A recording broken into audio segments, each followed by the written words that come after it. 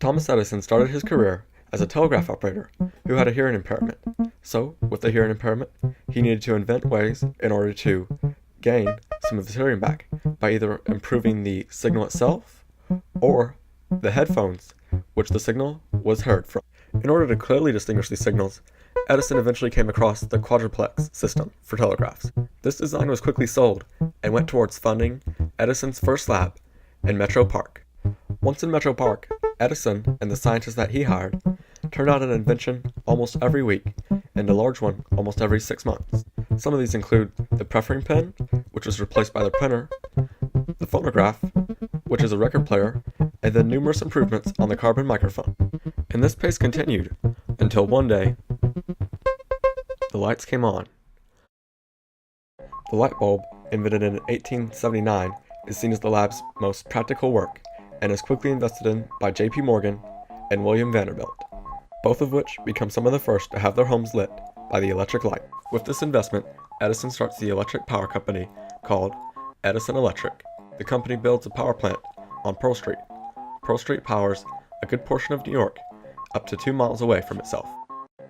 At the Metro Park lab, one of Edison's tacticians, Nikola Tesla, an immigrant from Austria-Hungary, Tesla tries to convince Edison that AC is the stronger power compared to DC, which Edison uses in all of his electric lights. Tesla's argument falls on deaf ears, as Edison is convinced that the people will never accept something so dangerous as alternating current. Tesla eventually leaves after Edison refuses to buy a new filament for the light bulb after he promised a specific sum for it.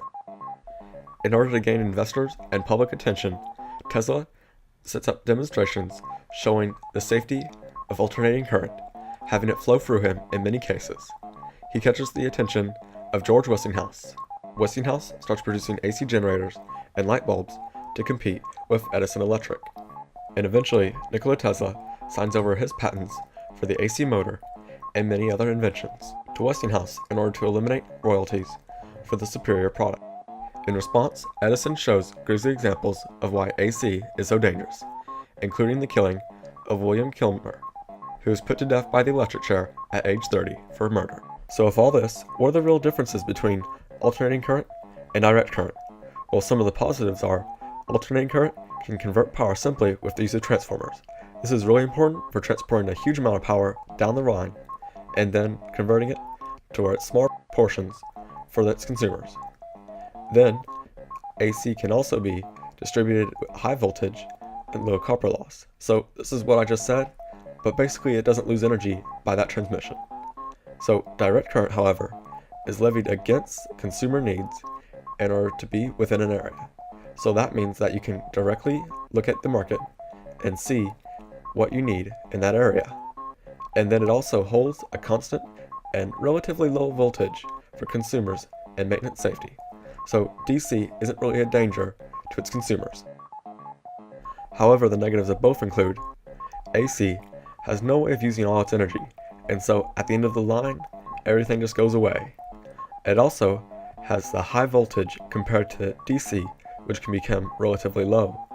And so the high voltage of AC kills in America on average today 1,100 people yearly.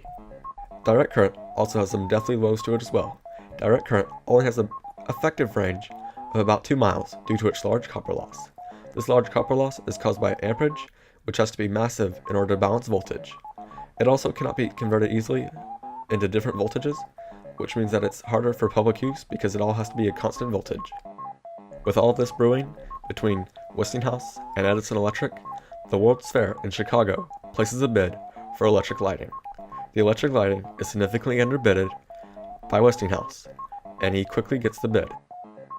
Westinghouse's appearance at the Chicago World Fair quickly makes it the largest electric company in the world. But even though the company had to grow significantly in order to meet the demand, it goes into debt doing so. But just as it does so, the company wins a contract to put up a power plant on Niagara Falls using hydroelectric power. This hydroelectric power plant would go on to power most of the Northeast. With the loss at the Chicago's World Fair and Niagara Falls, Thomas Edison is sidelined by J.P. Morgan, who now owns the controlling interest in Edison Electric and renames it GE, or General Electric. JP Morgan threatens to sue Westinghouse for many of the AC inventions that Nikola Tesla came with that signed over to the business, under the assumption that they are actually Edison's or General Electric's, as many of these inventions were actually made in the lab at Metro Park. Under this pressure, Westinghouse signs away many of the AC patents to General Electric, and also agrees to split the contract at Niagara Falls. Many of today's restrictions on monopolies in utilities means that you'll never see your power come from Westinghouse or GE directly. There's always a business between you and them. To give you a scope on how little this technology has changed, here's Niagara Falls in the 1900s, and this is Niagara Falls today.